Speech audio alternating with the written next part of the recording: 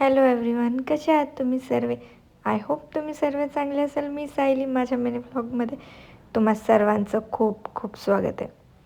मी हे असं बोलते ना, त्याच्यावर ना माझे फ्रेंड्स वगैरे मला खूप चिडवतात की मी गेली ना मला बोलतात हॅलो एव्हरीवन असे करतात.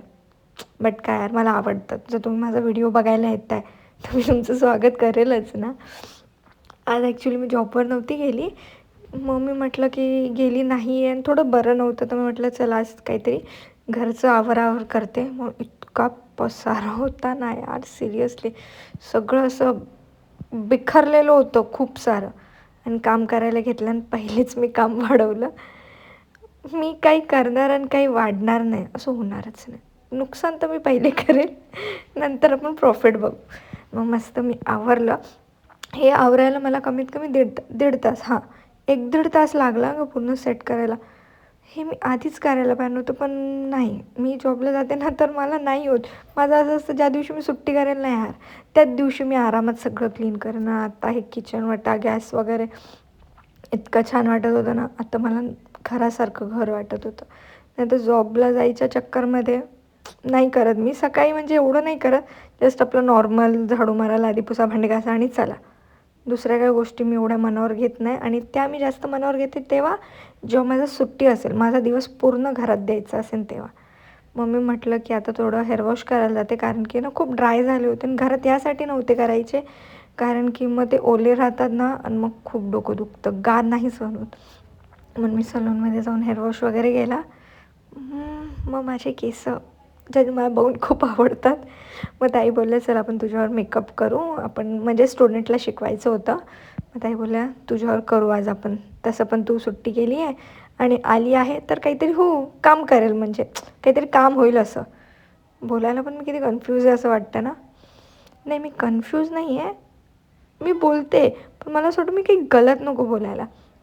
कारण की होतं ना असं बोलता बोलता खूप सारं गलत, आणि माझ्या एवढी गलती तर कोणी करतच नाही. PhD केली आहे मी गलती करण्यामध्ये. नाही यार, मजाक करते, मी खूप चांगली आणि मी काही गलती बिलती करत नाही. असं या लोकांनी माझं नाव खराब करून ठेवलं आहे. आणि जेव्हा हे ताई असं ब्लेंड करत होतं ना, म्हणजे थरथर कापत होती.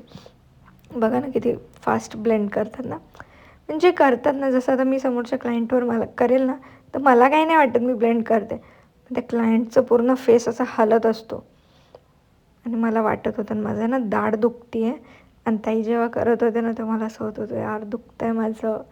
पण मला आहे ना सुंदर दिसायचं होतं, छान छान फोटो काढायचे होते. म्हणून मी काय जास्त मनावर नाही घेतलं आणि मस्त करत होती. आणि मग आली माझी हेअर्सची वेळ. हेअरस्टाईल तर भाई साहब मला इतकी आवडते ना.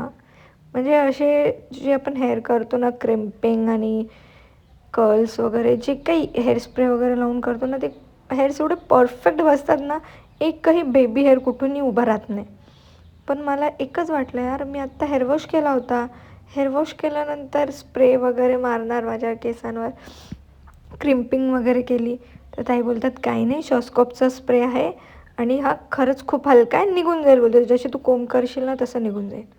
म्हटलं ओके, चांगली गोष्ट आहे म्हटलं निघून गेला तर. कारण की मी आजच ऑइल केलं होतं आणि हेअरवॉश पण केला आहे, तर परत करू. माझं एकतर डोकं, ॲक्च्युली माझं डोकं खूप दुखतं जेव्हा पण मी हेअरवॉश करते ना, खूप डोकं दुखतं माझं, कारण की माझ्याकडे डोकं जास्त आहे. आणि हा माझा फायनल लुक. हे इयरिंग जे मी तुम्हाला दाखवले होते ते. आय होप तुम्हाला माझा व्हिडिओ आवडला असेल तर लाईक आणि सबस्क्राईब करा. Thank you for watching.